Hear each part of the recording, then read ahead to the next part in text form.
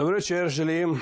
Nocojšnji gost je predsednik Slovenske demokratske stranke, največje parlamentarne stranke, gospod Janez Janša. Dobro večer. Dobro večer, lep pozdrav. Dobrodošli.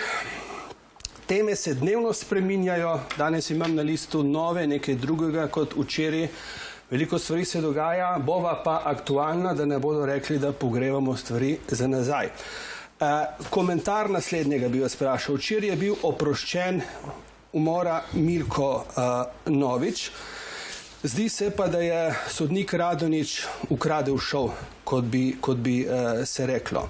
V obrazložitvi je povedal: "Ves čas so me hoteli odstraniti iz sojenja, zdaj sem v kazenskem postopku, ker za tožilstvo nisem pošteno sodil. Čez en mesec bom najbrž v suspenzu, uničil sem si kariero, zadeva očitno sega v vrhove pravosodja." Odvetnik Jože Hribernik je dejal, da so vsi malo v šoku. Nenavadna izjava, ob kateri bi se moral kdo sestati, verjetno, preveriti zadeve. Ja, verjetno bi se moral kdo sestati. Zdaj, pred dnevi se je zaradi domnevnih pritiskov na televizijo, ki je v ameriški lasti, sestal Svet za nacionalno varnost. Zdaj pa, ko je razgaljeno, da v Sloveniji nimamo pravosodja, ampak da imamo dejansko krivosodje, če uporabim natančen termin, pa se skuša zgolj z neko votlo izjavo Ministrstva za pravosodje pač stvar postaviti v kontekst nekega nekoliko nenavadnega dogodka. V resnici gre pa za prvi primer, ko je sodnik, ki je sodil v nekem konkretnem postopku, razgalil pritiske nanj. Večina drugih primerov je takšnih, da očitno stvari potekajo po dogovoru in ni nobenih pritiskov, ker je vse naprej izmenjeno. So tudi primeri, ko pritiski so, pa jih sodniki ne obelodanijo. Tukaj pa se je našel pogumen sodnik, ki je to naredil. Se je pa že skozi cel ta primer videla ta aroganca tožilstva, ki je tožilka ni uspela dobro skriti, ki smo jo opazovali tudi pri drugih tožilkah in tožilcih pri drugih primerih in ki izhaja iz dolgoletne, več kot polstoletne zgodovine slovenskega pravosodja, ki ni dosti drugače zdaj, kot je bilo v bivši državi, kjer so pač tožilci bili direktno nastavljeni in so oni tudi ukazovali sodnikom. To, da so pritiski na sodnike, zdaj prihaja od znotraj, iz njihovih vrst. Zdaj ni neka stranka v postopku, ki je potegnila krajši konec, to povedala, ampak sodnik, to je vendarle, ne bom rekel huda izjava, ampak do zdaj nekaj še neslišanega. Pozvali ste koga? Predsednika države, da se do tega opredeli izredna seja državnega zbora. Bo? Predsednik države, gospod Pahor, bi se moral do tega opredeliti, se ravno v njegovem mandatu. Tam v letih 2009-2011 nastala ta sprememba iz nekoliko hibridnega sodstva, ker smo imeli večinoma korektno sojenje in so bili takšni izpadi izjema. Ko se je stvar obrnila z imenovanjem Masleše za predsednika Vrhovnega sodišča, Fišerja za generalnega državnega tožilca, od takrat naprej so se stvari obrnile in je ta podsistem države, ki je vitalnega pomena za normalno funkcioniranje demokratične družbe, postal praktično popoln ujetnik globoke države. In danes, preden sem prišel v ta studio, sem prebral, sem iskal, če je kakšna reakcija od uradnih institucij na to, kar se je včeraj zgodilo in je bilo šokantno, ravno zato, ker je nekdo od znotraj to obelodano, kot ste sami dejali, in sem našel zgolj eno votlo izjavo ministrice za pravosodje, ministra za pravosodje, ki ne pove ničesar in se bolj zgovarja, da pač nima nobenih pristojnosti. Se pa spomnimo, ne vem, kako leto, dve nazaj, recimo, ko je komercialna televizija v ameriški lasti nekje posnela Igorja Bavčarja, ki je igral košarko, in je potem prejšnji minister za pravosodje, gospod Klemenčič, ob isti zakonodaji, ob istih pristojnostih kar tekel od studija do studija in kričal, kako bodo letele glave. Zdaj pa nihče ne govori o tem, da bodo letele glave ali pa da bo vsaj kdo preiskal to zadevo, kajti sodnik je imenoval ljudi.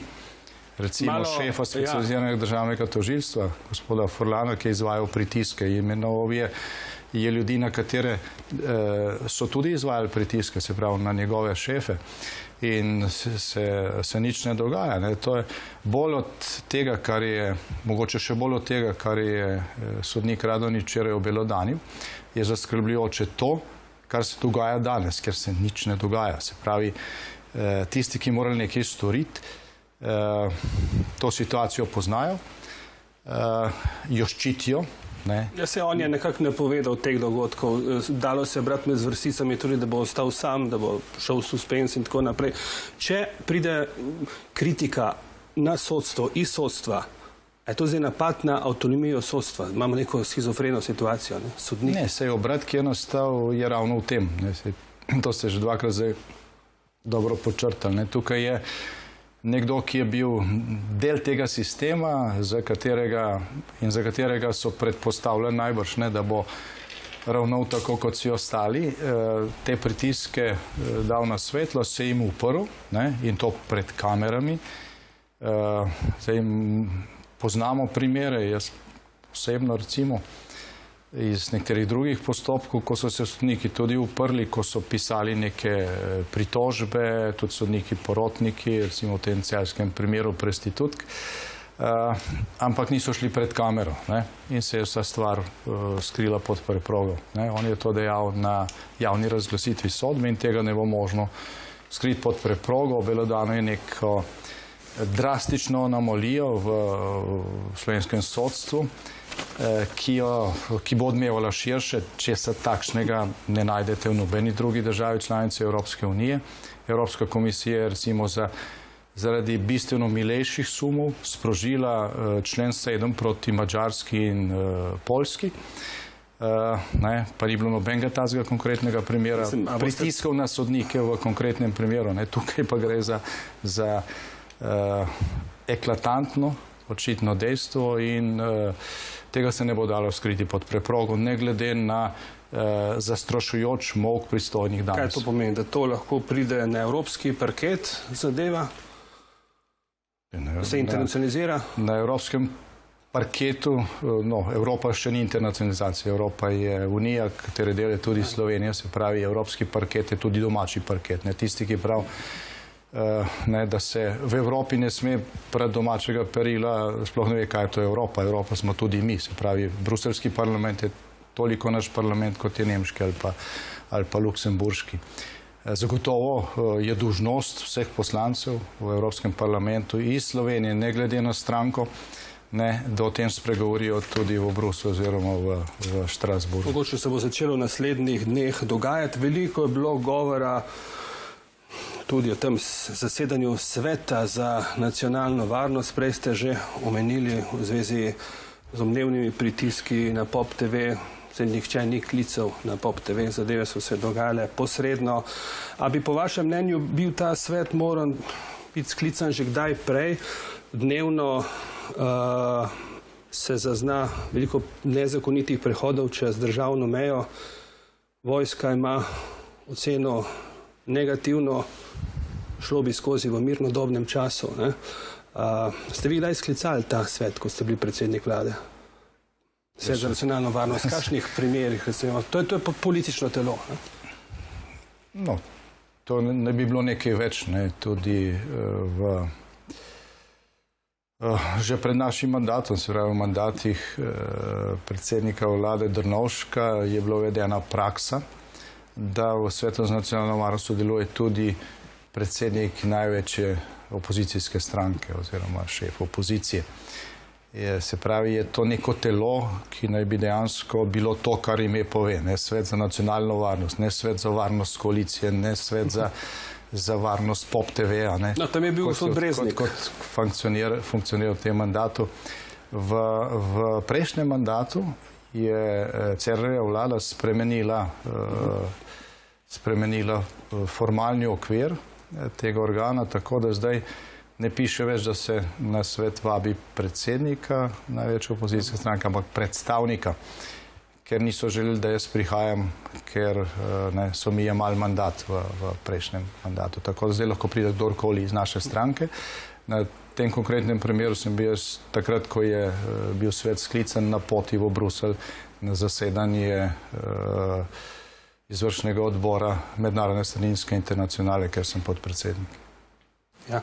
Tako da v tem času, odkar je nova vlada, seveda vsaka vlada ima nekaj mesecev, teh 100 dni časa, absolutno, da stvari postavi na svoje mesto, ampak ta čas je minil in Svet za nacionalno varnost se je sestal ob teh domnevnih pritiskih na komercialno televizijo v tuji lasti, ni se pa sestal zaradi drastičnega povečanja ilegalnih prehodov slovenske meje, ni se sestal zaradi drastičnega osipanja slovenske vojske, ker vsake 2 meseca zgubimo polčetje vojakov, ni se sestal zaradi razpadajočega sistema primarnega zdravstva, ki je tudi vitalnega pomena za nacionalno varnost. Gre za tehtanje interesov, pomembnosti, vsakih vidi drugače. Moral bi se sestati ne nazadnje takrat, ko je že 4. zaporedoma slovenska vojska in minister za obrambo predsedniku države predal poročilo, v katerem piše, da slovenska vojska v primeru vojne Slovenije ne more braniti. Lahko je dobila pozitivno oceno za delo v miru, kar ne vem, kaj ne bi to pomenilo, in negativno za delo v vojni. Zdaj, takoj so se pojavili komentarji, da vlada očitno misli, da imamo odlično zdravstvo takrat, ko smo zdravi, in vojsko, ki je pozitivno ocenjeno za čas, ko ni vojne. Je bila boljša tista... Tako da, gledajte, ta stvar prehaja nekako v neko tragikomedijo. Zdaj pač aktualni predsednik vlade prihaja iz tega poklica sicer, je zelo zabavno, ko se smejimo komedijam na odru, ko se pa komedija dogaja v vladi in ko moramo to potem plačati pri položnicah, pri davkih, pri trošarinah, je pa to pač prehod iz komedije v tragedijo. Pravi predsednik vlade pri tej zadevi, da ceno plačuje Slovenija tudi zaradi neenotnega vstopa na vzven. Malo je zameril Evropski komisiji, ker ni prisluhnila pač slovenskim argumentom, neenotnost očita. In da za zgled Hrvaško, Hrvaška na vzven nastopa enotno, mi se pa kregamo. Glejte, v zvezi s tem je treba najprej reči, da imamo žal predsednika vlade, ki ne loči pristojnosti niti domačih institucij, niti evropskih institucij. Imamo žal tudi tako imenovane osrednje medije, ki ne ločijo med Svetom Evropske unije in Evropsko komisijo. Nekaj dni nazaj je aktualni predsednik vlade v nekem intervjuju obtoževal Evropsko komisijo, da je sponzorirala ali pa da je bila zraven pri sporazumu, arbitražnem sporazumu, ko ga je Slovenija podpisala s Hrvaško in da se zdaj nekako pere roke. Stvar je absurdna, gledajte. Evropa ima različne institucije, tako kot jih ima Slovenija. Ni isto, ali govoriš o parlamentu, o vladi, o opoziciji, poziciji, ni to vse isto. Različne institucije imajo različne pristojnosti. Ko sta gospod Pahor in gospa Kosor podpisala ta arbitražni sporazum, zraven ni bil predsednik Evropske komisije, ampak je bil predsednik sveta, takratni švedski predsednik vlade. Gospod Šarec je zdaj član Evropskega sveta, vsak mesec sedi na sestankih tega sveta, naj tam protestira. Ne pa, da se obrača na Evropsko komisijo, ki ni bila zraven, ki ima tudi tukaj nima pristojnosti. Tako da je nenavadno, da se zdaj že nekaj dni poroča, kako je Evropska komisija tukaj pasivna, čeprav je bila zraven pri podpisu sporazuma, ni bila zraven pri podpisu sporazuma. To ni bila stvar evropskega prava in evropske politike. Lahko je, zdaj če se postavimo na stališče, da bi sporazum moral biti evidentiran oziroma ratificiran, uveljavljen pravzaprav na obeh straneh, Lahko je kaj, kar je sosednja država naredila v nasprotju z pravom, zato tudi poteka sojenje. Ni pa bila Evropska komisija zraven, ko se je sporazum podpisoval. Lahko sporavamo in jaz mislim, da je to tudi vsega obsojanja vredno, da Hrvaška zdaj toži in sodi našim ribičem in pošilja kazni in tako naprej. Ja, sej, to je res neko, rekel, arogantno, slabo sosedsko ravnanje. Po drugi strani pa ne moramo zatiskati oči pred tem, kar je Slovenija ali pa kar so predstavniki Slovenije naredili napak na naši strani, pa se ni nikomor nič zgodilo. Recimo gospod Sekolec je poniknil nekam. Zdaj pa v Ameriki živi. Ne vem, kje živi, ampak slej ko prej bo moral odgovarjati za tisto, kar je storil. Odnosi s sosedmi, lahko razglabljamo, a so se zaradi tega poslabšali, ne? Malo hude krvi je bilo, Madžarska, Italija, Hrvaška, a Slovenija kaže s tem svojo načelnost, samozavest, ne? Ali po nepotrebnem gremo v konflikte. Odnosi s sosedi niso najbolj perspektivni morda. Odkar samostojna Slovenija obstaja, odnosi z sosedi še nikoli niso bili tako slabi in lahko naštejemo vse 4 sosede in zadevo argumentiramo. In ugled Slovenije v svetu še nikoli ni bil tako na nizkem nivoju, kot je zdaj. Ugled?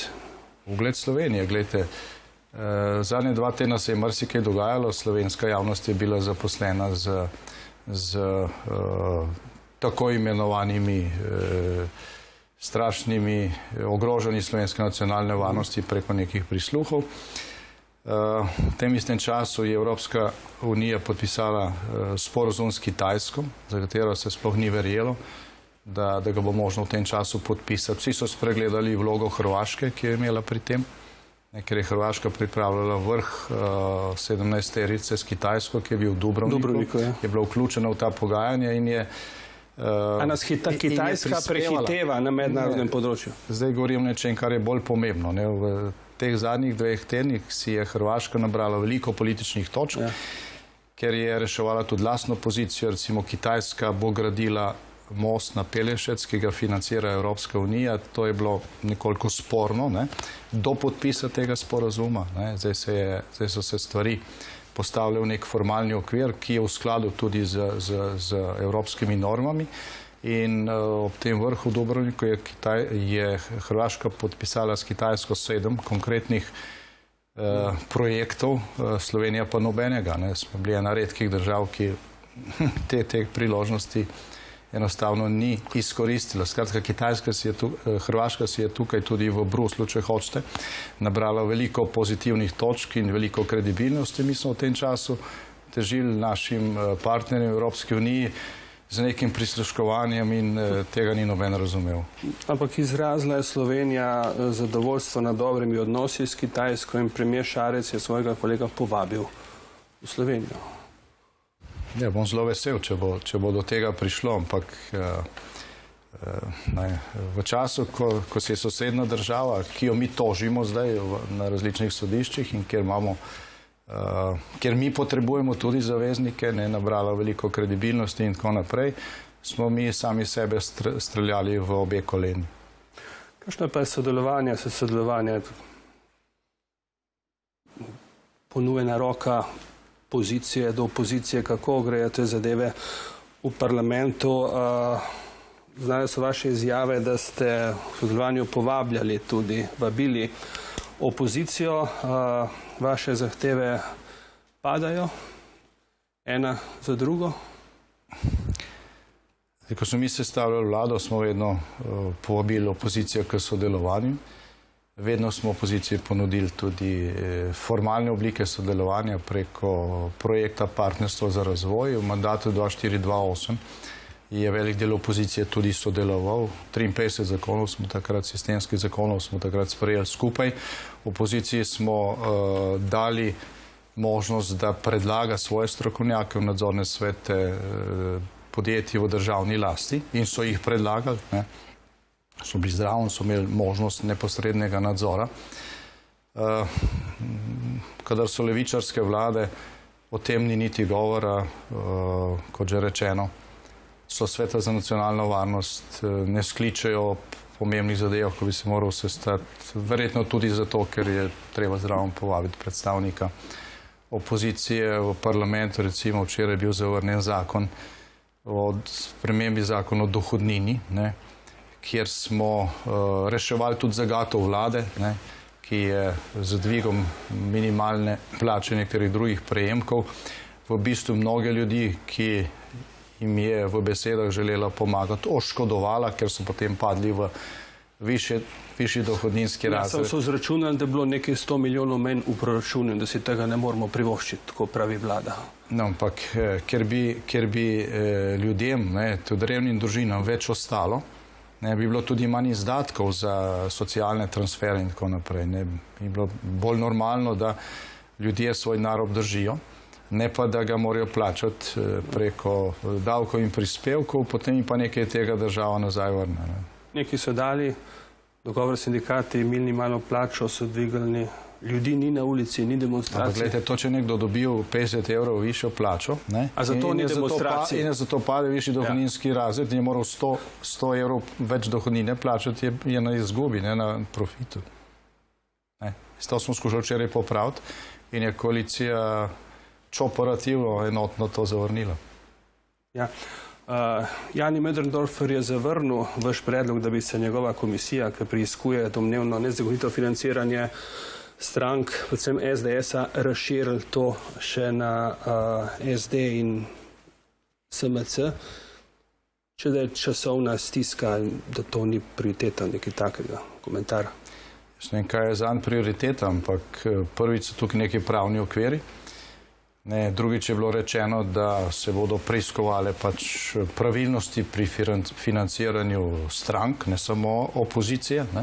Že to je smešno, da stranke, ki imajo oblast v rokah, ustanavljajo preiskovalno komisijo, ki je institut opozicije običajno za preiskovanje nečesa, imajo tožilstvo, imajo policijo, imajo vse. Potem imate tudi v vaši hiši, mislim, najmanj 3 ali pa 4 izjave gospoda Möderndorferja, da on seveda nima nič proti širitvi. Bo z veseljem se preiskal, ko so pa prišli konkretni predlogi, ki so bili argumentirani, je pa pesem drugačna. Tako da soočite njegove izjave s tem, kar se je zdaj zgodilo in boste videli, kdo laže.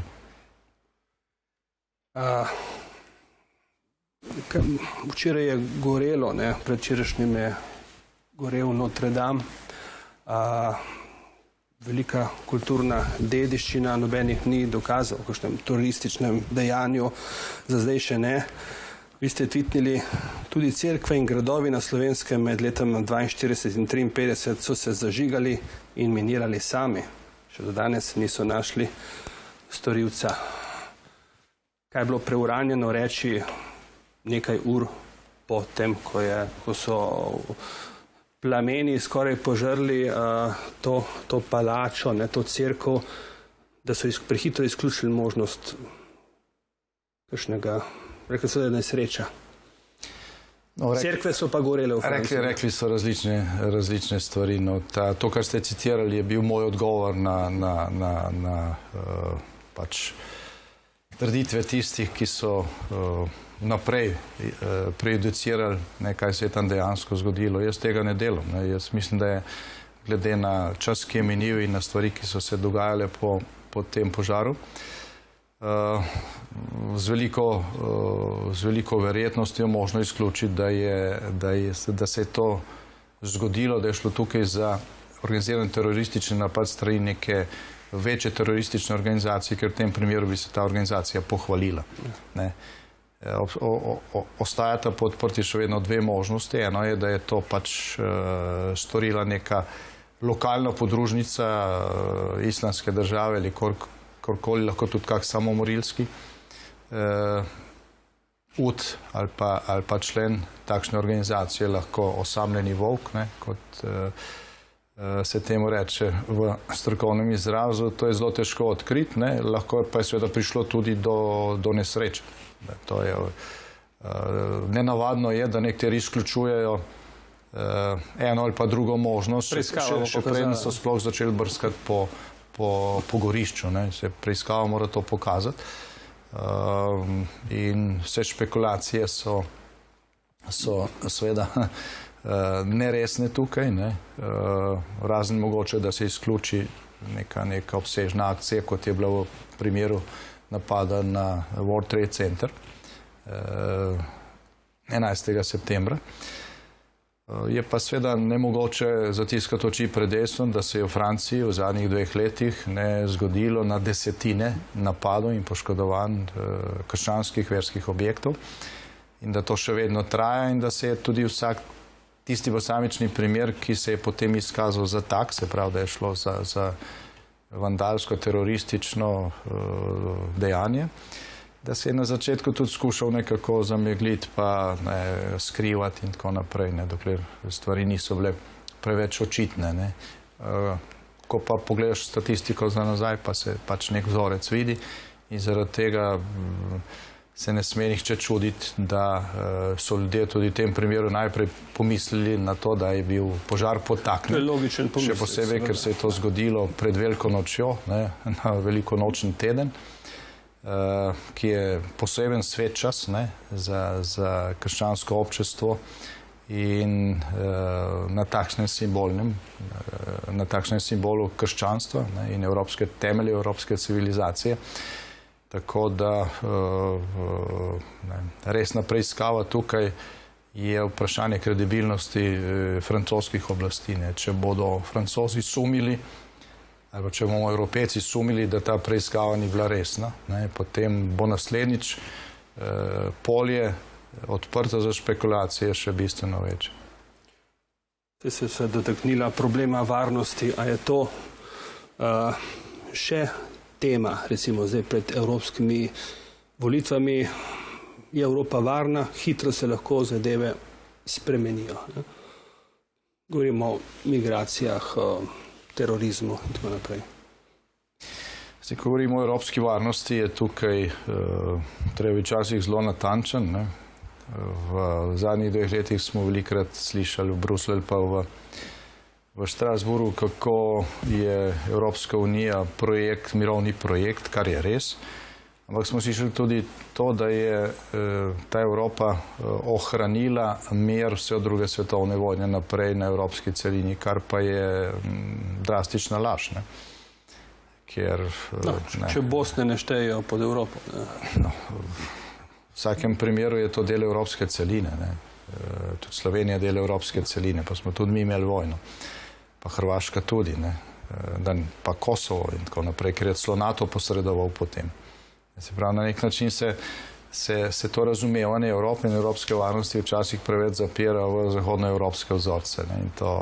Oni so podedovali demokracijo. In to škodi, vidi se, da imajo škarje in platno v rokah v državah zahodne Evrope ljudje, ki so bili rojeni v blagostanje, v mir, ki niso dali skozi to, kar smo mi dali, na drugi strani železne zavese v komunizmu, ki mi je težko razumeti, da so te stvari sploh dogajale, ki je bližje časovno kot pa tam sred prejšnjega stoletja. In ta prepad v razumevanju tudi nevarnosti, zdaj, če govorimo o tem, ali je Evropa varna ali ne, je znaten. Je znaten in te razprave so, ali pa to razlikovanje, ta razlika, ta različna izkušnja, različna zgodovinska izkušnja, če hočete, živeče in vladajoče generacije, je bila pomemben vzrok tudi temu, da so bili odgovori na migrantsko krizo leta 2015 tako različni v različnih državah, da se je to stališče zdaj precej poenotilo. Poglejte, zdaj celo evropski socialisti za eno od prvih tem evropskih volitev postavljajo varnost, varne meje, tudi zaščito pred ilegalnimi migracijami.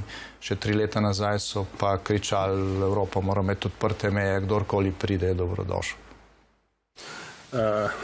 Ker postavlja se vprašanje, čigava je Evropa. Impliciram na naslednjo stvar. V Sloveniji je bilo prejšnje leto 1000 rojstev manj kot leto poprej. Število prebivalcev pa se ne zmanjšuje. Ne. Vem, da odhajajo družine z otroki v tujino, v Avstralijo, v Novo Zelandijo, pri čemer jim ni tukaj slabo, a bolj zaskrbljujoče, da že prihodnost otrok vidijo druge. A je klima tako slaba, imamo gospodarsko rast, bilo je še slabše včasih. Ne. Prebivalcev, Slovencev je vse manj. Demografija. No, gre za klimo, ne? Gre za vzdušje bolj kot za ekonomijo. Ja. Gre vse tudi za ekonomijo, ne? Ker če nekdo računa, da bo njemu in njegovi družini bolje nekje druge za isto delo, da bo tam plačal manj davkov, prej dobil gradbeno dovoljenje kot v Sloveniji za hišo, recimo v Avstriji, ne? Potem je razumljivo, da ta del v veliki meri prispeva k slabšanju demografske slike v Sloveniji. Ne. Drugi del, še bolj pomemben, je pa to, da število rojstev ni dovolj veliko, ne, da je družinska politika v formalnih ukrepih levičarskih vlad stlačena skupaj z socialo. Ne. Čeprav družinska politika ni sociala, družinska politika je naložba, investicija, je najpomembnejša naložba v prihodnost. In da se enostavno sprejema teza, češ, ok, mi nimamo dovolj otrok, jih bomo pa pač uvozili. Ne? Ja, za zdravnike podobno velja, jih je treba uvoziti, če jih je premalo, kako je s tem? No, veliko odličnih slovenskih zdravnikov dela v Avstriji, dela v Franciji, dela v Angliji, dela v Ameriki, dela v Dubaju. In se treba vprašati, pozdraviti tistih, ki so prispevali k temu, da se je ta odliv nad neko normalno mejo dejansko zgodil, saj pač neko kroženje pameti ljudi in tako naprej. Ne samo, da se je vedno in se bo vedno dogajalo, je tudi dobrodošlo, ker prihaja do izmenjave izkušenj in tako naprej. Poleg tega vsak človek v svobodnem svetu svoboden in lahko gre kamor hoče, no, ampak pri nas se stvari dogajajo nad kakršnokoli razumno mejo. Nekaj tednov nazaj je bil posvet pri predsedniku države o demografiji. Osnova za ta posvet je bila knjiga dveh priznanih strokovnjakov, ki sta predstavila sliko, slovensko demografsko sliko. Že prej je bila razprava v državnem svetu, ampak slovenska javnost je bila popolnoma enostransko obveščena o tem posvetu. Oba strokovnjaka sta bila praktično izpuščena iz vsega poročanja, tudi na nacionalni televiziji, in so govorili potem javnosti samo tisti, ki so videli rešitev zgolj v hitrem uvozu tujcev iz drugih civilizacijskih. Eden od teh je bil gospod Gams, verjetno smo ga imeli tudi v tem studiu. Gospod Gams je imel tam sjajno razpravo, poleg tega smo dobili za gradivo njegovo knjigo z natančnimi podatki. Nič od tega, kar je bilo tam bistvenega rečeno, potem ni bilo v osrednjih oddajah, ki jih največ ljudi vidi na katerikoli televiziji, ki se ima za mainstream. Zahtevate presojo ustavnosti proračuna. Gre na ustavno sodišče, češ da proračun ni vzdržen. Če se ugotovi neustavnost, pričakujejo člani vaše stranke, verjetno tudi vi, da naj vlada odstopi, Marjan Šarec odstopi. A bo vlada spoštovala to, kar bo naročilo ustavno sodišče, če pride do tega? Glede, če je bilo v Sloveniji toliko politične kulture, da mi lahko to, kar ste rekli, pričakovali, potem te vlade sploh ne bilo. Takšne vlade sploh ne bilo. Sej, kdo je sestal vlado? Sami poraženci volitev, luzeri, ki so dobili največ 12% in pač najmanj 5%. Ampak 46 glasov je treba zbrati tako ali drugače. Ne, da jih je treba zbrati. To, ki jih rabiš za to, da imaš večino v parlamentu, ampak vlado se sestavlja pa tudi po nekih demokratičnih principih, kjer se upošteva volja ljudstva. V Sloveniji se to žal ne dogaja. Sicer je bilo v prejšnjem mandatu še slabše, takrat smo imeli popolnoma nelegitimno koalicijo in nelegitimno vlado. Po ukradenih volitvah zdaj je to nekje na robu, na meji. Res je, da je v mnogih evropskih državah manjšinska vlada, mislim, da jih je 11 ali 12, samo v vseh ostalih državah manjšinsko vlado tvorijo zmagovalci, ne pa poraženci volitev. Tako da ne pričakujemo, da bo kdo odstopil. Ko bo Ustavno sodišče ugotovilo, da je proračun nasprotju z Ustavo, ker to ne bo težko ugotoviti, stvar je evidentna, ne gre tukaj samo za opozorila fiskalnega sveta, gre za preprosto računico, ki lahko naredi vsak, ki prebere 2 člena Ustave in to, kar je zapisano v proračun. Kaj hočete reči, da do zdaj so dajali bombončke, gre za korenčke, zavestno kršenje Ustave. Kje bomo vzeli, da bo enkrat zmanjkalo, da bo nastopila kriza, na to aludirate? Se ravno zaradi takšnih proračunov bo prehitro zmanjkalo. Ne? Zakaj smo zlato fiskalno pravilo, sliši se zelo učeno, zapisali v Ustavo? Ravno zaradi tega, da ne bi pojedli prihodnjim generacijam, pa še aktualnim generacijam, ker to se stvar lahko zelo hitro spremeni. Fiskalni svet je tudi na to opozarjal, ampak bomo videli, kaj bo reklo Ustavno sodišče. Zdaj kritizirate tudi vlado, recimo, da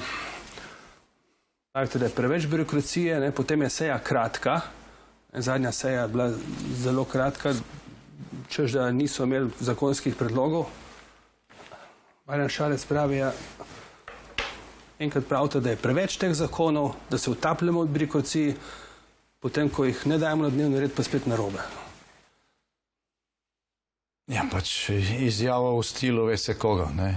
Jasno je, da vi lahko nek pravni red, če živimo v demokraciji, spremenite samo z pravnimi akti. Se pravi, zato, da zmanjšaš birokracijo v 100 zakonih, moraš sprejeti vsaj en zakon, ker iz teh 100 zakonov ven vržeš obveznosti za državljane pa za gospodarstvo, ki niso potrebne. Da ne bo treba iskati dovoljenja za 8 cm drevo, ki ga posekaš na vrtu, da si kaznovan, če nekaj zvončkov nabereš, pa take stvari. Tega je polno. Poleg tega gre predvsem za tisto zakonodajo, ki povečuje umetno zaposlovanje v administrativnem delu javne uprave. V zadnjih 4 letih se je povečalo zaposlovanje v javni upravi za 12 000. Za 12 000. Veliko tega, kar bi lahko investirali, danes damo za plače ljudi, ki jih ne potrebujemo v javni upravi, ampak jih potrebujemo v gospodarstvu, ker gospodarstvo mora pa uvažati delovno silo. In ko bodo prišli slabši časi, ko bo manj denarja v proračunu, ne bo te plače še vedno treba izplačevati in si bo treba izposojati denar za to. Zaradi tega je to nespametno ravnanje in zaradi tega je redna mesečna seja slovenskega parlamenta, za katero vlada predlaga eno samo točko dnevnega reda, pa še ta je obrobna, drastičen, logičen, očiten pokazatelj tega, da imamo vlado, ki ne vlada. Vlada tudi Levica, pravite nadmandatar Luka Mesec, je tudi cena, ki jo izstavljajo koaliciji, da jih podpira. Z tem, da ne predlagajo ničesar, po mojem se niti Levica ne strinja. Se pravi, je tukaj problem še globlji. Drugače pa ja, če pogledamo te mesece mandata, treba najprej reči, da težke stvari, lahko neka koalicija, še posebej, če je številčna, če treba stvari usklajevati, če se ve, da bo v drugem delu mandata vsak gledal že na volitve in držal svoje interese in da je to zelo težko skupaj držati. Večja stran koalicije, težje je to. Skratka, v takšni situaciji je mogoče okno priložnosti prvo leto. Prvo leto, takrat, ko je jasno, da poslanci še ne mislijo na naslednje volitve in da se bodo z vsemi močmi upirali temu, da bi bile nove volitve, takrat lahko predsednik vlade tudi veže zaupnico na nek težak zakon, ki bi se ne šel skozi in igra na ta inštitut. In zaradi tega po 7 mesecih imeti sejo, ker ti nič ne predlagaš, pomeni, da imamo vlado, ki niti nima cilja, da bi kaj spremenila na bolje in da je v bistvu cilj, kot je gospod Šarec odkrito priznal v parlamentu, ko je rekel, jaz sem že predsednik vlade, svoj cilj sem dosegel, vi lahko delate, kar hočete. Jaz sem predsednik vlade. Glede, če imate predsednika vlade, katerega cilj je to, da je postal predsednik vlade in da je pač zadostil neki svoji osebni ambiciji in da je že vse naredil s tem, ko je bil izvoljen za predsednika vlade, o tem se je treba bati za vso državo. Zavedno bo ostal zapisan kot predsednik vlade. Anže Logar mu je zadnjič očital pomankanje vizije, vprašal ga je, kakšna je njegova vizija do prihodnosti Evrope, Evropske unije, v luči dejstva, da ni čutil potrebe, da bi nagovoril Evropski parlament. Slovenija bo predsedovala leta 2021, eno leto predtem pa Hrvaška. In vaši poslanci, slišal sem, se bojijo, da bo Hrvaška spet to boljše izkoristila, da ima več vizije. Jaz mislim, da tukaj ne gre za bojazen, gre za dejstvo, tudi z ozirom na tisto, kar se je dogajalo v zadnjih 2 tednih, kar sem prej razlagal. Tukaj Slovenija ali pa trenutna slovenska oblast ni kos temu, kar počne sosednja država, tudi včasih v našo škodo. Zdaj, kako naj bi izgledalo vodenje Evropske unije ali pa Sveta Evropske unije. Že so priprave že nekaj let prej potrebne, da vaše izkušnje z leta 2008, Sej to vemo. Mi smo tudi takrat načrtno šolali ljudi za naslednje vodenje. Žal jih je naslednja socialistična vlada vse več ali manj pregnala v tujino in skoraj ni nobenega več, ki bi imel ta znanja. Ampak še bolj od tega, od teh priprav je pomembno, da veš, kaj hočeš. Če ti ne veš, kaj hočeš, če nimaš nobenih ciljev, če rečeš tako, kot je rekel gospod Šarec v parlamentu, češ, kaj pa vemo, kaj takrat bo. Tisti, ki malo pozna evropsko politiko, natančno ve, da ti rabiš leta usklajevanja in priprav in procedure, da neko rešitev spraviš skozi vse potrebno za to, da na koncu je to odločitev, ki jo podpira 28 ali pa 27 držav. To je mukotrpno delo, ki terja dolgotrajne priprave, predvsem pa moraš vedeti, kaj hočeš. Če pa niti ne veš, kaj hočeš, potem pa bo to zapravljena priložnost, ki nas bo stala kakšnih 100 milijonov in to je to. Predvolivni, lahko rečemo, plakati so že ob slovenskih cestah. Tam pravite, da je vlada, slovenska oblast počrpala samo 18% evropskih sredstev, vi zmorete več. Govorimo o evropskih volitvah, je tako predvolivno obdobje. A ste zdaj zakopali to bojno sekiro z domovinsko ligo, če je bila kdaj odkopana? Vinko Gorenak je pripomogel s tem, ko je rekel, nehajte se kregati, delamo za isto stvar. Najprej glede evropskih sredstev, ki je to zelo pomembna tema. 18% izkoriščenega. Ja, glejte, ko se sprejema proračun, je v državnem zboru debata včasih traja nekaj ur za nek projekt, ki stane $500 000. Velika debata. In običajno vladna koalicija tudi najbolj smiselne predloge, če pridejo z opozicije, pa tudi iz njihovih lastnih vrst zavrne. V evropskih skladih, še vse kohezijskemu, je več kot 2 milijardi evrov, ki so Sloveniji na razpolago, za katero smo se težko pogajali v času tiste krizne vlade leta 2012-2013, se spomnim tiste noči, ko smo vsi neprespani še zadnjič sedeli pri takratnem predsedniku Evropskega sveta in predsedniku komisije in smo Sloveniji izpogajali še 100 milijonov evrov. Rekel tako na lepe oči, ker smo se že dlje časa poznali. Zdaj, to ostaje neizkoriščeno in ne drži to, kar se je razglašalo v odgovor na to, da smo mi objavili to številko. Mi bi lahko dali na plakate kaj drugega, ampak to je, ki bi več točk prineslo. Ampak to je vitalna stvar. Razumete? In ta podatek, to se nismo mi izmislili, to je z vladne spletne strani je ta številka. Manj kot petina sredstev počrpanih do konca lanskega leta. Zdaj pravijo, da petina že. Ni res, da je to vse možno v zadnjih 2 letih. Zakaj? Prvič zato, ker za različne občinske projekte v tako kratkem času ni možno narediti projektov, če doslej niso bili narejeni, in ni možno zagotoviti lastnih sredstev. Vi ne morete Slovenija ima veliko majhnih občin, tudi če se to združi, vi ne morete v 2 občinskih letnih proračunih zagotoviti lastna sredstva za to, da počrpate v 2 letih sredstva, ki jih prej v 5 letih niste. Enako velja za državo. Torej, delna rešitev je v tem, da se potem ta sredstva prekanalizirajo v nekaj velikih infrastrukturnih projektov, ki pa jih Slovenija nima.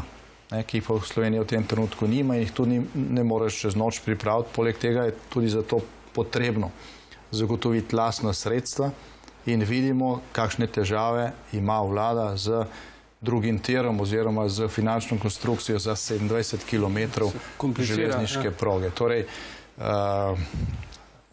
meni je strah, da bo na koncu tega 7-letnega finančnega obdobja evropskega proračuna Slovenija, ki se je izpogajala neto finančni položaj, se pravi veliko sredstev plusa, ostala neto plačnica, ker mi teh sredstev ne bomo sposobni počrpati. Zdaj je zadnji, mimogrede, tudi zato bi se lahko sestal Svet za nacionalno varnost, predvsem pa bi morala biti kakšna krizna seja vlade, kjer bi to opozorilo resno vzeli. Mi smo imeli po vsaki seji vlade v našem mandatu še poseben sestanek z pristojnimi ministri in visokimi državnimi uradniki, ki so bili odgovorni za investiranje evropskih sredstev in smo iz tedna v teden to poganjali, ker je to so zahtevne stvari. Od leta 2014 naprej pa v bistvu vsake pol leta zamenjajo odgovornega uradnika, državno sekretarko, ki je zaslužen za to, da smo investirali veliko evropskih sredstev, recimo ena najsposobnejših kadrov, ki je ta država imela, so odpustili službe in mislim, da je zdaj na občinski upravi v Slovenski Bistrici, kjer dela občinske projekte, lahko pa dela evropske projekte. Hitro z domovinsko ligo se ukvarjate? Še kaj? Kar se tiče domovinske lige, smo se mi odzvali na ta nastanek. Vsak lahko ustanovi stranko, je to popolnoma legitimna odločitev. Drugo vprašanje pa je, če je koristna. V tem konkretnem primeru imate recimo nekoga, ki skače v višino. Gleda gor na tisto lestvico, vidi tam 4 metre, kar je prak recimo za slovenski parlament in pravi, to je pa zame previsoko. Gre pa na naslednjo postajo, ker je lestvica na 8 metrih, pravi, to bom pa preskočil. S tem, da moramo vedeti, da vsak glas, ki gre v nič, je pač glas izgubljen. Pa vsak pravico ustanoviti stranko. Evropski parlament v Evropski parlament iz Slovenije izvolimo 8 poslancev. Prak za vstop je najmanj 8%, tam 8 do 12 teoretično. In ta način glasovanja narekuje združevanje sil, ne pa drobljenje. In tisti, ki sile drobi, zavestno ali pa podzavestno dela za drugo stran. Zdaj lahko ima čisto dobre namene, ampak rezultati pač ne bodo takšni. Zaradi tega sem vesel, da smo za Slovensko ljudsko stranko sestavili skupno listo, ker je to edini način, da se odgovori na izziv takšnega volilnega sistema na produktivno, tako da glasovi ne gredo v nič. Ja, če bi poslušali tiste, ki vas nagovarjajo, da se omaknete v Bruselj oziroma Štrasburg, če bi šli kandidirati, bi SDS več dobil verjetno na teh evropskih volitvah. Pa ne vem, gledajte, Slovenska demokratska stranka je zmagala na evropskih volitvah leta 2014, zmagala na evropskih volitvah leta 2009, mislim, da bo zmagala skupaj s Slovensko ljudsko stranko tudi na evropskih volitvah leta 2019 imamo dobro listo, dobre kandidate. Jaz sem itak veliko v Bruslju, ker sem na različnih političnih funkcijah v mednarodnem prostoru in mislim, da je to kar dovoljno. In stvari je treba postoriti tudi doma. Evropska unija bo močna takrat, kadar je bodo sestavljale močne države članice. Ne morete imeti močne Evropske unije ob šibkih državah članicah, ne morete imeti močne Evropske unije ob državah članicah, kjer se izvajajo pritiski na konkretnega sodnika, naj obsodi nekoga za umor, ki ga ni storil. Ja. Pravijo, da imate ambicije kdaj še postati predsednik vlade, zmeri zmagujete, nikoli ne uspete sestaviti vlade. V kakšnem primeru bi se vam to poklopilo? Zdaj predlagam, da ponovite vprašanje, ker ni bilo pravilno. Zakaj? Jaz sem dvakrat sestavil vlado, takrat, ko smo zmagali, pa tudi takrat, ko nismo zmagali. Vodil sem 2004, 2008 pa 2013 za naprej govorimo. Vodil sem vlado, ki je edina zdržala cel mandat, brez predčasnih volitev, brez tega, da bi koalicija razpadla. Vedno smo vlado vabili vse, ki so želeli sodelovati. Bili smo sposobni sodelovati tudi s takšnimi, ki niso šli v vlado, preko partnerstva za razvoj, tako da, gledajte, to na razne floskule in na mokre sanje tistih, ki pač dobijo 10% in govorijo nam, ki smo jih dobili 25%, da smo poraženci, se nima niti smisla odzivati. Na koncu so volivci tisti, ki za nazaj pogledajo, ali so zadovoljni s tem, kar so izbrali na volitvah ali niso in mogoče naslednjič premislijo. In tudi volitve so edina prava anketa. Prišla sva do konca, gospod Janez Janša, hvala lepa za ta pogovor. Tudi gledalkam in gledalcem z nami je bil Janez Janša, predsednik Slovenske demokratske stranke. Hvala za pozornost in nasvidenje. Hvala lepa.